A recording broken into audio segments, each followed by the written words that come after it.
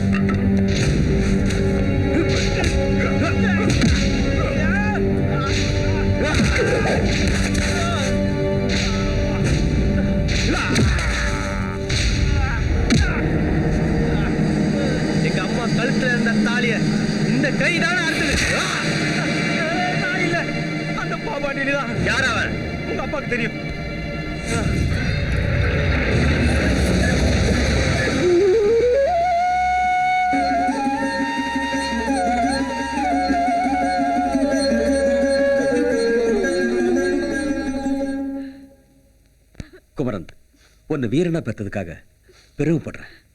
என் மகனோட தைரியத்தை நினைச்சு சந்தோஷப்படுறேன். அப்பா, யார்ப்பா அந்த பாப் ஆண்டனி? சொல்லுங்கப்பா, உங்களுக்கு அவனுக்கு என்ன தொடர்பு இருக்கு? சொல்லுங்கப்பா, யார் அவன்? அவன் ஒரு ஆயுள் கைதி. எனக்கும் மந்திரி ராதாகிருஷ்ணனுக்கும் நண்பனா இருந்த துரோகியானவன். 10 வருஷம் உள்ள இருந்தவன் இன்னைக்கு தப்பிச்சிருக்கான்னா பழி வாங்கத்தான் இருக்கும்.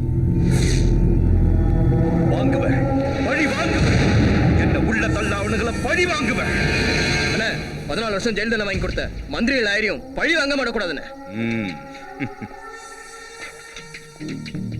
விட மாட்டேன். அவங்க 2 பெரிய சாவடிக்கு தான் நான் ஜெயில இருந்து தப்பிச்சு வந்திருக்கேன். அண்ணே, என்னடா லாயர் தேவராஜ் மகன் ஏசி கபாலி அடிச்சு கையை உடைச்சிட்டு நீங்க அறுத்துட்டு வந்த தலையை அவன் எடுத்துட்டு போயிட்டானே. ஒரு முரட்டுத்தனமான போலீஸ்காரன் அடிச்சிருக்கான்னா அவன் உண்மையிலேயே பெரிய தைரியசாலி தான். ஆமாண்ணே. என்னடா ஆமான்னு சொல்ற?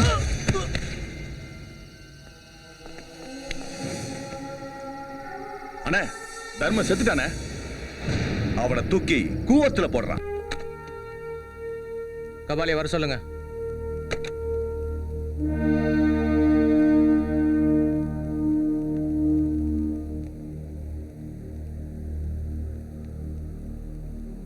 நேத்து நீ நடந்துகிட்ட விதம் நம்ம போலீஸ் டிபார்ட்மெண்ட்கே கேவலமான விஷயம். உன்ன மாதிரி ஆளுங்க டிபார்ட்மெண்ட்ல இருக்கிறனால தான் என்ன மாதிரி ஆளுங்க தலை குனிய வேண்டியதா இருக்கு. இன்னும் 48 hours டைம் தரேன். அந்த பாபு ஆண்டனியை உயிரோடவோ பணமாகவோ பிடிச்சி ஆகணும். இல்லைன்னா உன்னை சஸ்பெண்ட் பண்ணி அரெஸ்ட் பண்ணிடுவேன். யூ மே கோ.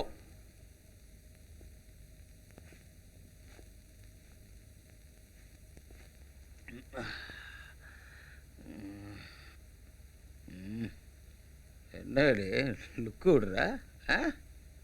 வெக்க போடுறியா? ச்சே, எனக்கு எதுக்கு இந்த கன்றாவி? இங்க பாருங்க, உங்களை தான் கமிஷனர் உங்களுக்கு 48 hours டைம் கொடுத்துருக்காரு. என்ன பண்ண போறீங்க? பாபு ஆண்டனி அரெஸ்ட் பண்ண போறீங்களா இல்ல என்கவுண்டர் பண்ண போறீங்களா? சொல்லுங்க.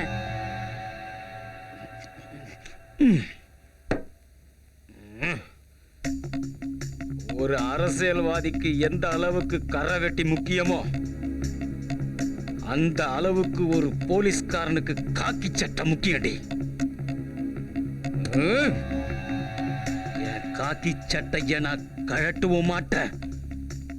என் வேலையை நான் விடவும் மாட்டேன். பொழுது வெடியட்டும்.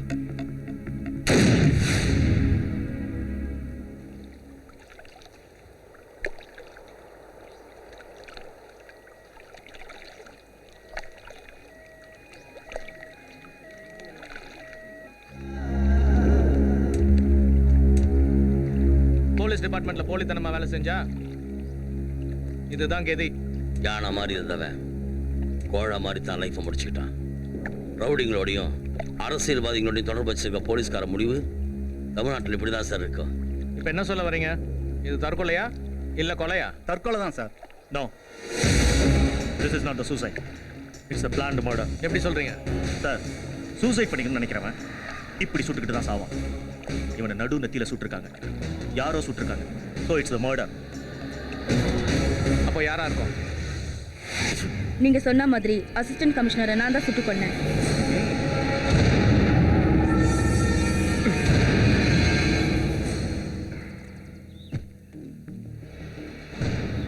எவ்வளவு பணம் வேணும்? 10 லட்சம் கொடுங்க. நீ போலீஸ்ல சேர்ந்து எத்தனை வருஷம் ஆச்சு? 3 வருஷம் ஆகுது. இந்த 3 வருஷத்துல 10 லட்சம் ரூபாய நீ முழுசா பார்த்திருக்கியா? இல்ல. இனிமே நீ பணத்தையே பார்க்க முடியாது. ஏன்? நீ பணமாவ போற.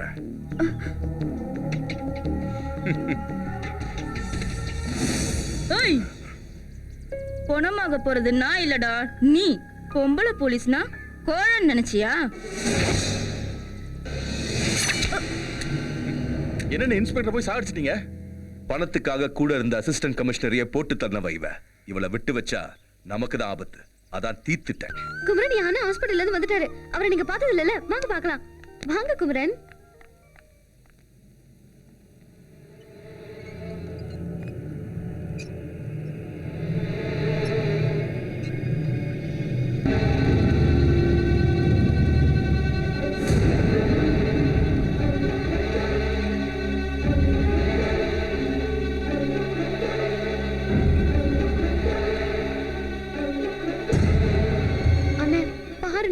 நான் கல்யாணம் பண்ணிக்க போறவரை பாருண்ணே.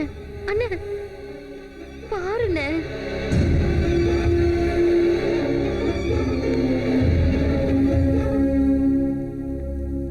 உங்களை மாதிரி தைரியமான ஆளுதான் என் அண்ணன். யாரோ ஒரு பாவிதான் இப்படி பண்ணிட்டான். அவன் நல்லாவே இருக்க மாட்டான். அவனை மட்டும் என் கண்ணுல காட்டினாங்கன்னா என் கையால தான் அவனுக்கு தண்டனை.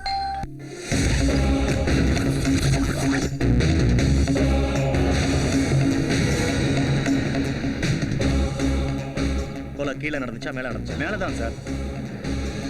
ஓகே, ஒரு இடம் விடாம எல்லா இடத்தையும் சர்ச் பண்ணுங்க. ஒரு சின்ன எவிடன்ஸ் கிடைச்சா கூட கொலைகார யாரும் நான் கண்டுபிடிச்சிடுவேன். Okay okay sir. கோ ஹே. போங்க.